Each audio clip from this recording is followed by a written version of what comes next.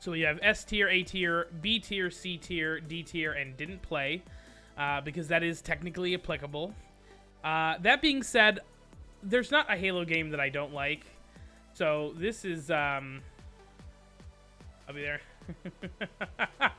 Perfect.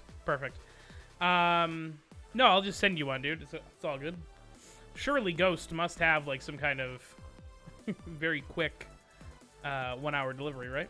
I can just Uber Eats it to you. All of the Halo games are good. I can't speak for Halo 5 and Halo Infinite, which seem to be the most sort of divisive games. I don't know. But yeah, so for some reason, the list starts with Halo 2 instead of Halo 1. Everything else is in chronological order except for the first two, because because this tier list hates me.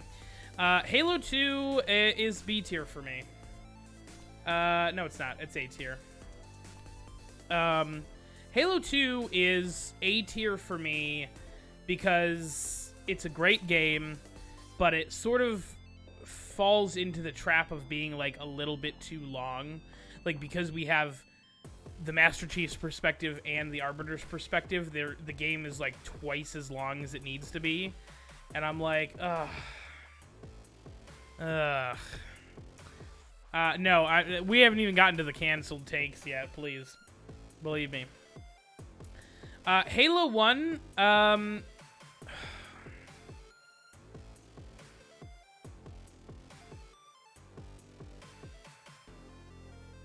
yeah, Halo Combat Evolved is going in C tier. Halo Combat Evolved obviously is the first game in the franchise. It was 2001, I think, so I'll give it a lot of leeway. I would probably put it in, like, low B, to be honest, if I wasn't being so mean about this. But I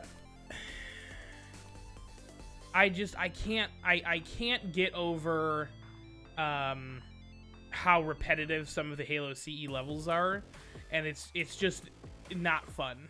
The levels are repetitive, the library is repetitive, you end up going, like, through the same exact mission multiple times, and they're long-ass, drawn-out missions, and I'm like, I understand, like, this is the first stepping stone into what launched, like, an incredible mega franchise and revolutionized the FPS genre as we know it, but, like,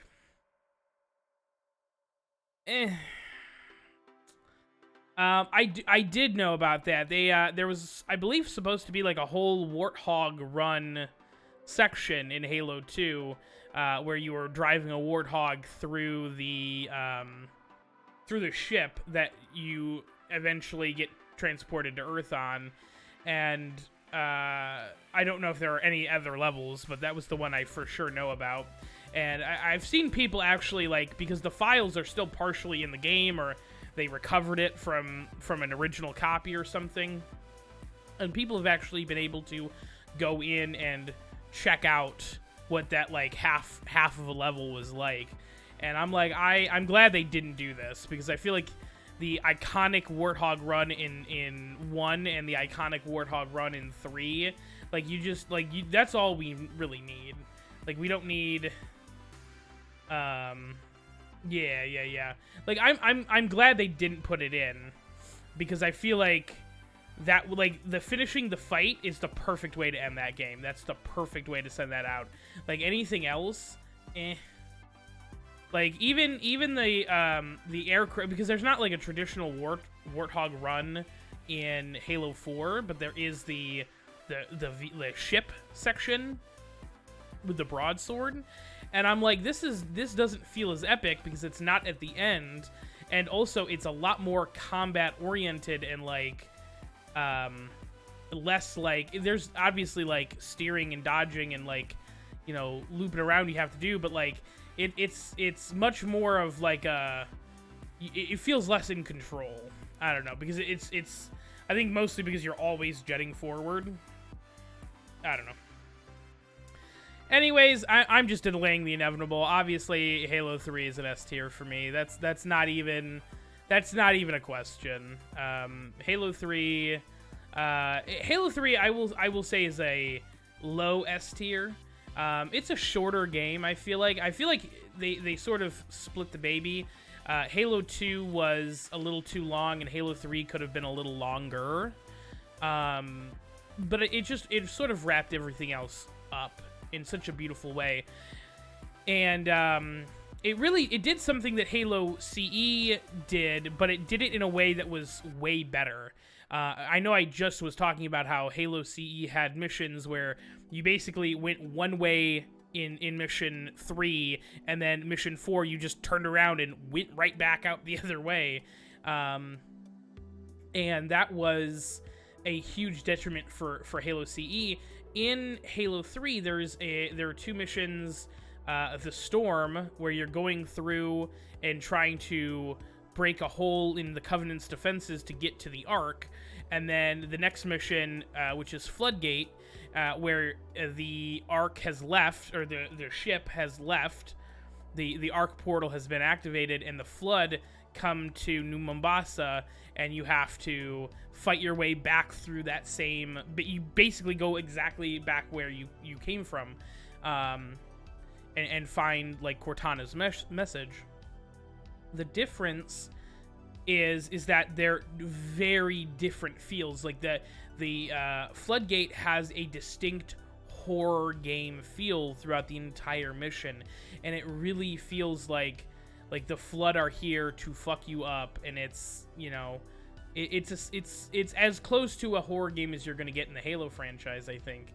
And so, for me personally, I really, really enjoyed that like distinction, because the Storm is also, it's a solid level, but it's pretty much like, you know, weird vehicle sections intermixed with like normal Halo combat. You know, it's a solid level, but it's you know, it's nothing outrageous. You do get to fight a Scarab, which is pretty cool. I think that's actually the first Halo 3 Scarab you get to fight.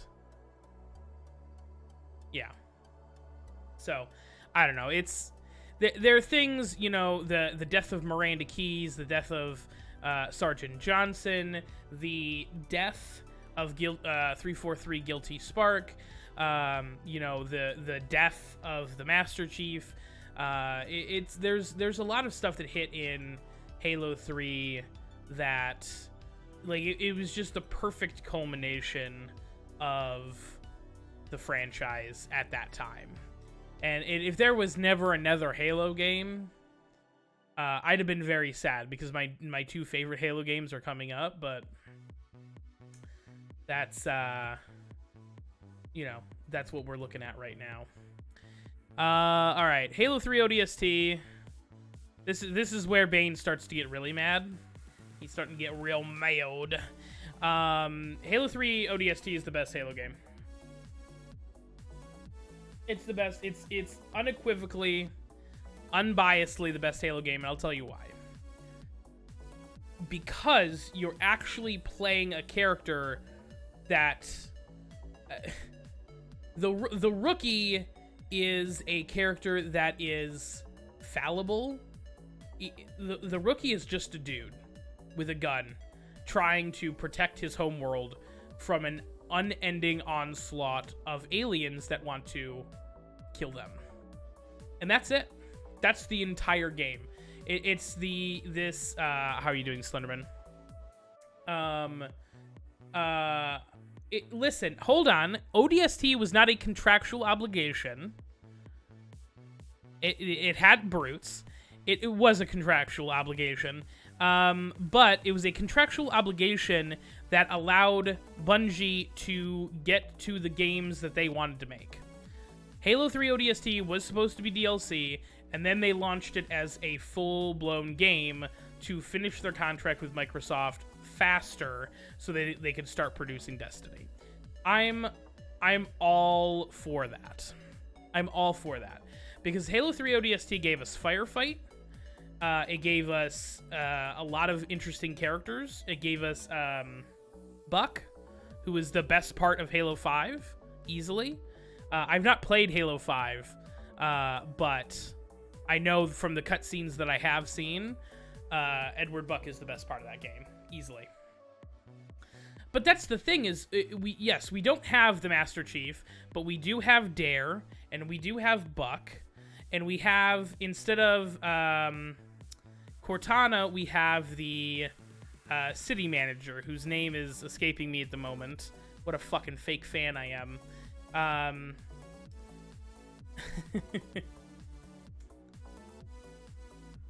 The city planner bot that turns out to be one of the Covenant guys. The superintendent. You have the superintendent. So there's definitely parallels in between these two games, and I don't know. I just it's nice to play a game where like your squad is part of the game. You know what I mean? And the free roam aspects of New Mombasa streets is people want to say that like Halo. Lots of Halo games don't have flood.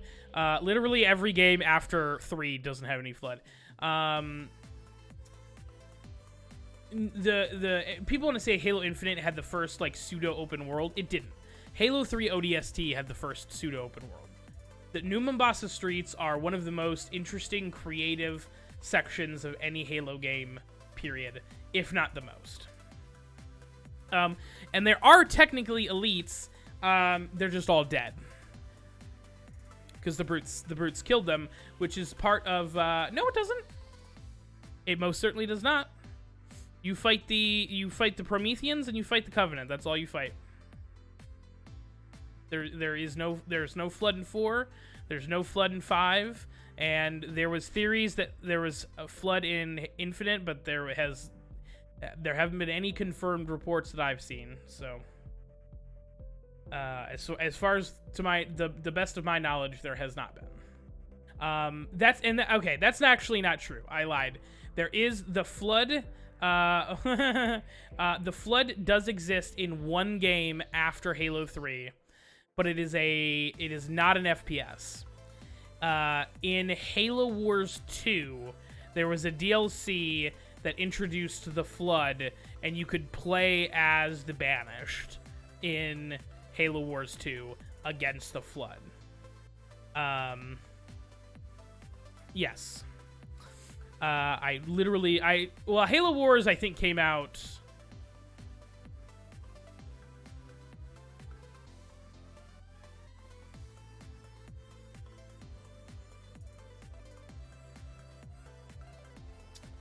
really?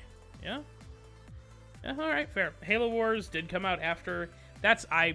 Okay. I think Halo Wars does. Okay, we're talking canonical first-person shooter games. I will grant you Halo Wars and Halo Wars 2. I forgot that the flood was in Halo Wars. I know it's definitely in Halo Wars 2, but I do think it's only in the DLC. I might be wrong on that. I'm not 100% on that, but anyways, moving on. We're gonna do Halo Reach. These are so out of order. Halo Reach. Again, I'm gonna piss Bane off. S tier. Halo Reach is fantastic. It had elites. It had Spartans, and I would say that Noble 6 being the only other canonical Spartan that was rated as hyper-lethal by ONI, the United Human whatever, like, equivalent of the CIA.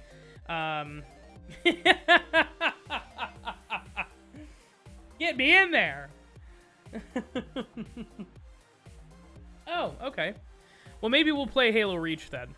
I really enjoy Halo Reach. The reason that I put it secondarily to Halo ODST is because I don't like the firefight in Reach as much as I like the firefight in ODST. I will say the story hits a lot different. It's harder. It's harder. Like, ODST is like, it's a triumphant story, and like everybody, spoilers, like, you win at the end, and that's just sort of the exact opposite vibe of Halo Reach. Like, you do technically win, but you lose everything in the process. So Halo Reach has an incredible story, and I love that it's because there's so many like little bits of lore that, like, if you're a Halo like junkie and you've read the books, you're like, like like Spartan 2s, for instance, a Master Chief. There are 4 like tiers, 4 like versions of the Spartans. Spartan 1s were adults that were given like enhancements to make them stronger, but it wasn't as much, like the progress wasn't what they wanted, and Halsey was in charge of this. Sergeant Johnson is actually a Spartan 1 that is not touched on at all in the games, but if you read the books, I can't remember which one, but there's a whole book centered on Sergeant Johnson where it explains that he was a volunteer for the Spartan 1 project. Johnson is 78 years old when he dies in Halo 3. Sergeant Johnson, the badass cigar-smoking, Marine, alien-whooping Sergeant Johnson is 78 years old.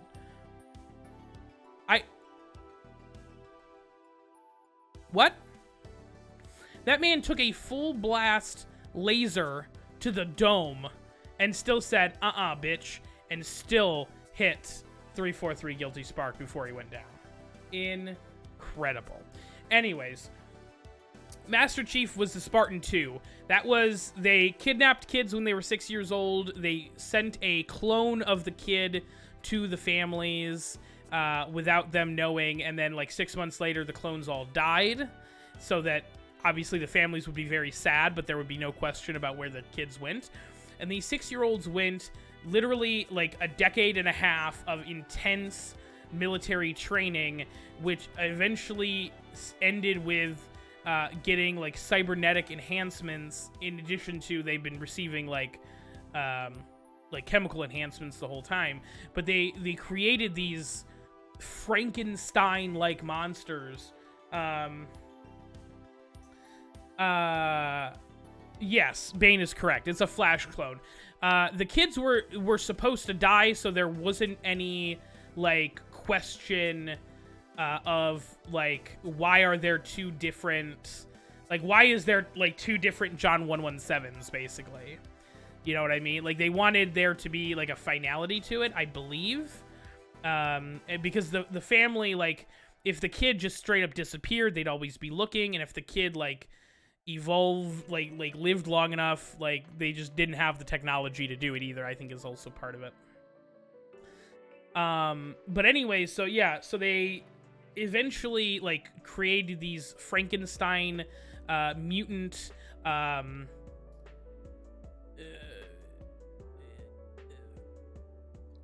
yeah, no, 100%.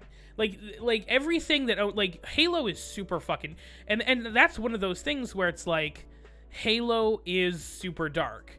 Like, if you go in and you like read the books and you get into the lore and shit, the stuff that Oni did to like win the, not only to win the war, but also like the Human Covenant War, but even before that, the Spartans were not actually created to fight the Covenant. They were created to put down human rebellion.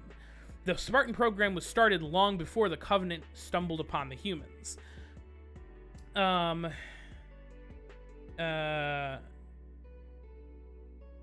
That's also true. There's and a lot of that comes down to just like, you know, the what they could have done, and like technically, like for the Titanic example, right? Like they proved on Mythbusters that like Rose could have pulled Leonardo DiCaprio up onto the door and they'd have both been fine. But like, you know, that doesn't make a good story.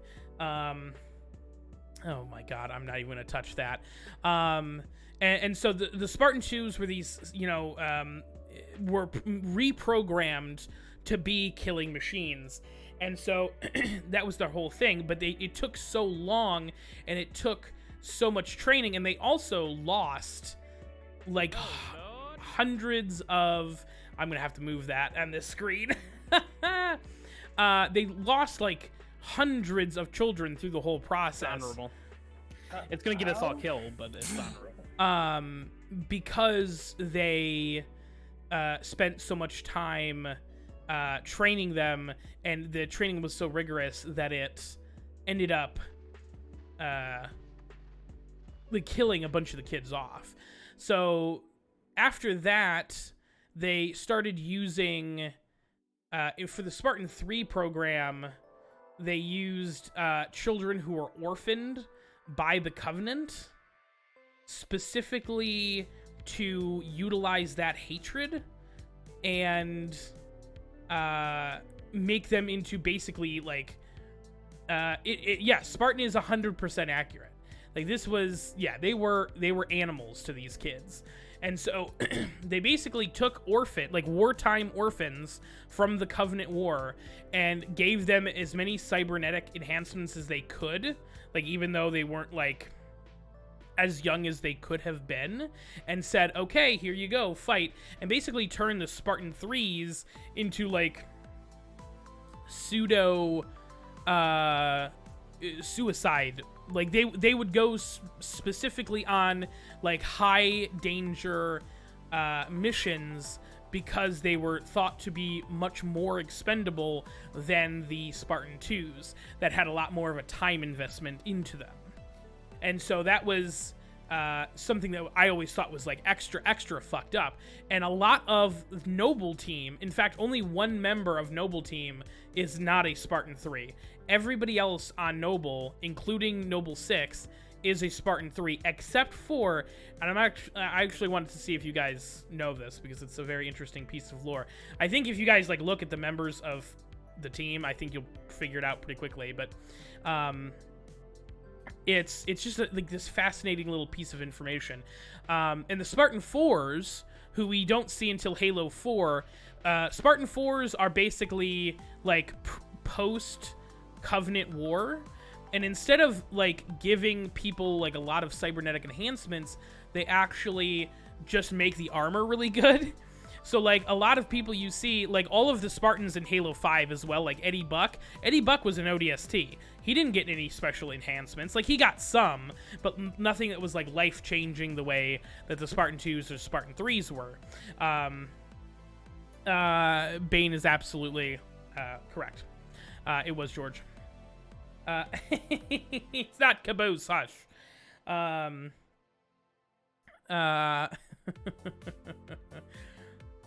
yes, George is the one Spartan 2 on Noble Team. The difference between the Spartan 3s and the Spartan 2s and the Spartan 4s is that the Spartan 4s had limited physical enhancements and just had way cooler fucking armor, so that they could get away with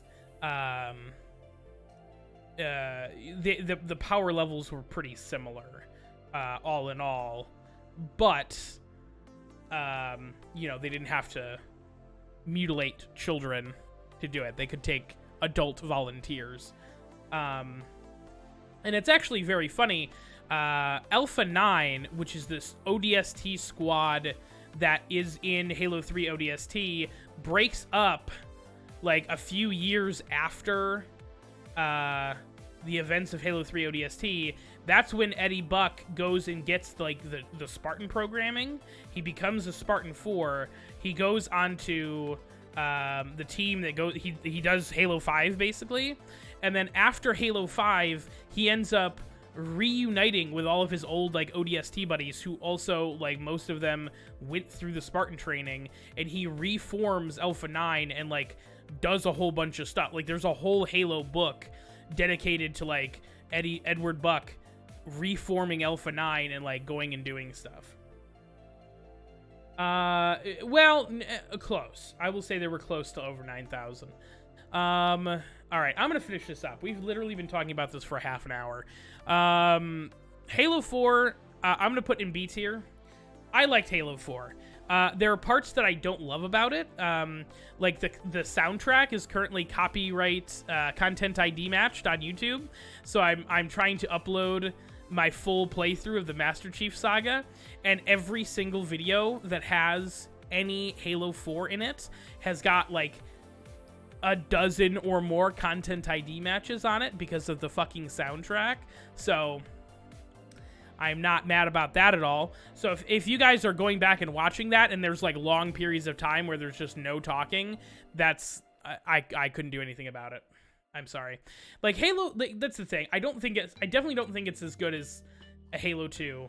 But I liked the story. I think people give Halo 4 a lot of shit because they take the Master Chief and actually try and make him into an interesting character and not just like a war machine for murdering aliens. And I don't even... It's fine. I'm not mad. I'm not mad. I'm not mad. YouTube! You know, but they do it in a way that, like, is interesting and doesn't betray his character as much. Like, I feel like he is I am hopeful that eventually I will get monetized because I am not monetized on YouTube right now. I'm hoping that eventually I will get monetized, and so I don't want to give this random, like, composer my 3 cents in ad revenue per month. So it's one of those things where I'm like, I'm going to take care of it now before I forget about it. Because there's no way I'm going to be able to dispute it. Like, if it was... Like, I had some issues a couple of weeks ago. I was using some DMCA-free music. Like, music I know is DMCA-free, but it had gotten stolen and re-uploaded to YouTube, and people were Content ID matching on it. And so I had to reach out to the person and said, listen, I'm getting Content ID'd on your songs. Like, is there anything you can do, or what do you want me to do? And he's like, yeah, I'll file some paperwork. We'll get that started. So I'm just gonna mute it. I don't know. That's the thing. It's like these clips are like 2 hours long. No. Yeah. I mean, 1,000 subs sucks, especially when you look at like Twitch. Like 50 followers is a lot, and like 3 concurrent viewers is a lot. But like 1,000 subs in addition to the like 4,000 hours of watch time is grueling. It's absolutely grueling, and it's really what is tanking YouTube as a platform right now. I would love to take more time and do more specific YouTube content, but right now I can't be fucking bothered. YouTube to me is my VOD archive, and I'm going to re-upload the shorts that I would normally just put on TikTok onto YouTube because it's all the same format. So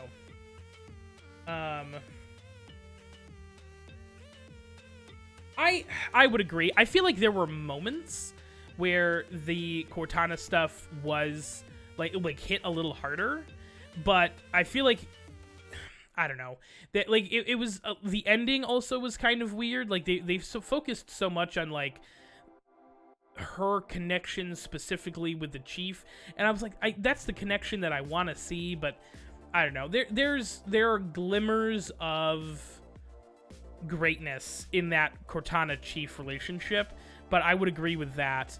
I would disagree with the Promethean weapons. I said this. Oh yeah, the final boss was a fucking joke. Somebody's got to keep me on track. That's why he's the mod. The final boss was a joke.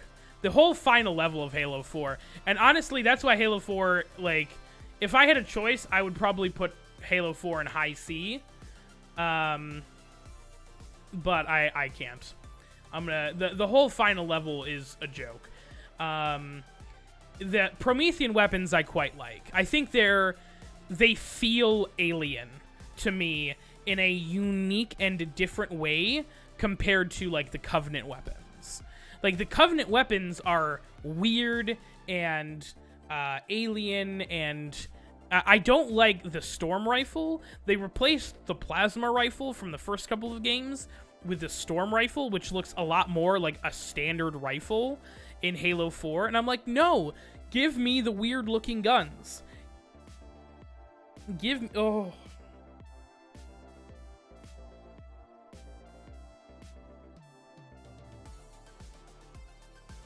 Sorry. Give me the weird-looking guns, you know? Give me the stuff that makes me think, is that a gun? Or am I supposed to hit somebody with that? Can I do both? Like, that's what I want. That's what I desperately want. in my Halo games, and I feel like they've been slowly moving away from that. Even like the ODST, no, I don't. No, it was acid reflux. I don't want to do it again. Even like the UNSC weaponry that I've seen in Halo Infinite, the little bit of Halo Infinite multiplayer that I've played, a lot of the guns look much more like they're moving into the like traditional, like contemporary weapon designs, as opposed to sort of the weird futuristic designs that they had in the first couple of games. And I think that's so lazy. And it's so like they're trying to make Halo a Call of Duty game, and that's why ultimately, like, honestly, I don't see Halo Infinite getting above a C tier right now, to be honest. Halo 5 I straight up did not play, so we're gonna put that in didn't play. I've heard a lot of bad things about it, but again, I think people give Halo 5 a lot of shit that maybe it doesn't deserve. Right now, I have not played the Halo campaign, the Halo Infinite campaign. I have played the multiplayer. It's fine. You know, there's a lot of issues with it. And I just generally didn't have as much fun. And this is well-documented stuff. Like, they've had a ton of, you know, not bringing enough content to the multiplayer space. You know, they didn't even have like full playlists. Like if you wanted to play like SWAT or like objective style games or like Team Slayer, you couldn't do that. You just had to like play a grab bag and hope you got what you wanted. And I'm like, that's not how Halo works. Like I don't want, that'd be like Apex being like, okay, you don't get to pick if you're gonna play Battle Royale or arenas. You get put into a queue, and whatever game type you get into is what you get into. And I'm like, that sounds like a fun, like limited time event where it's just like, you don't know what's gonna happen.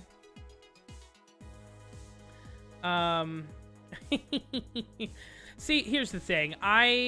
Halo 5 has Eddie Buck in it, and also Laura Bailey voices one of the other Spartans, and it has the Arbiter, who is one of my favorite characters of all time, even though the Arbiter, like, if you get into his lore, he killed literally millions of humans before he became a good guy.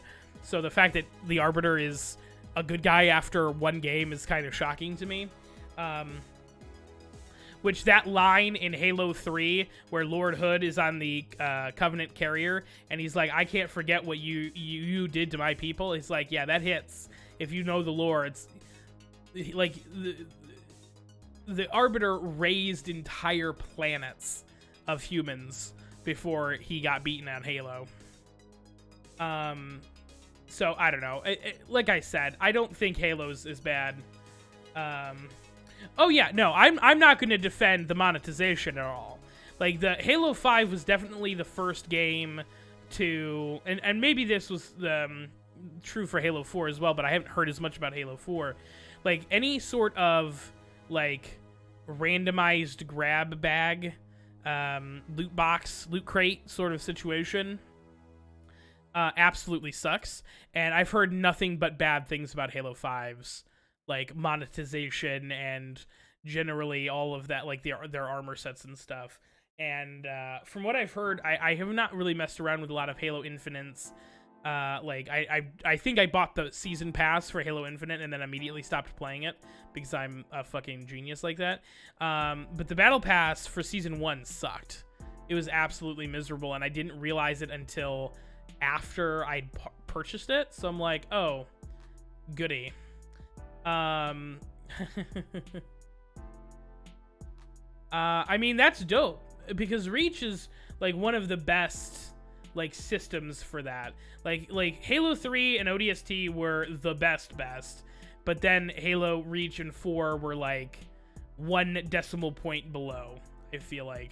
Because I think these guys had less, at least Reach had less like you can just earn it with challenges. But I don't know. I'm gonna put Halo Infinite on the board. with the asterisks that this is just on the multiplayer, because I haven't played the single player yet. I'm going to put it at C. Because honestly, I enjoy Halo CE's multiplayer more than Halo Infinite's, which is fucking sad. It's so sad. I did not plan this to be 45 minutes, so I'm literally so sorry. But it is what it is.